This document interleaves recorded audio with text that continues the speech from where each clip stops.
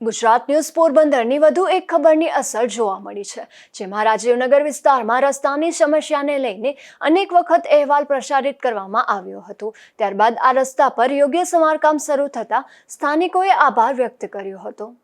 નમસ્કાર, મારું નામ ધારાબેન છે। અમે લોકો રાજીવનગરના રહેવાસીઓએ ગયા વર્ષે પૂર જેવી સ્થિતિ થઈ ગઈ હતી। ચોમાસામાં ખૂબ પાણી ભરાયું હતું અને તેના લીધે થઈ અને અમારે ખૂબ હાલાકી થઈ હતી અને બધા લોકોને લાખો રૂપિયાનું નુકસાન થયેલું હતું। અને જેના પગલે અમે લોકોએ ઘણી બધી વખત કલેક્ટર ઓફિસ અને નગરપાલિકાએ જઈ અને રજૂઆતો કરેલી હતી, જેમાં મીડિયાવાળા અને ન્યૂઝવાળા લોકોએ ખૂબ અમને સાથ સહકાર આપ્યો અને ભવિષ્યમાં પણ એ લોકોનો સાથ સહકાર જળવાઈ રહે તેવી અપેક્ષા છે।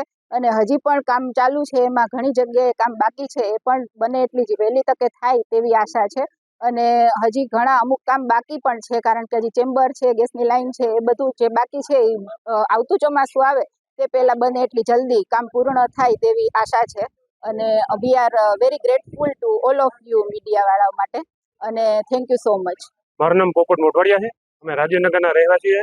આજે અમે ખાસ પત્રકાર મિત્રોનો આભાર વ્યક્ત કરવા થઈ અને ભેગા થયા છે, જે મીડિયાએ જે કામ કર્યું છે અને એને સાબિત કરી દીધું છે કે જે આ લોકશાહીનો ચોથો સ્તંભ છે મીડિયાએ, અને મીડિયાએ જે અમારા રાજીવનગરની લોકોની જે પીડા છે એને પોતાની પીડા સમજી ખંભે ખંભો મિલાવી ખૂટતી કડી બની અને જે લોકો અહેવાલો રજૂ કર્યા છે એને લીધે આ કામ પોસિબલ બન્યું છે।